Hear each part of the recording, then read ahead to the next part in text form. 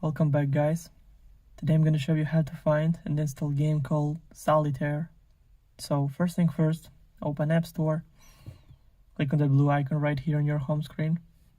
Then make sure that you log in on your Apple ID account. Then click on the search button right here. And in the search bar, typing Solitaire and go search right here. Then scroll down a little bit until you find the game.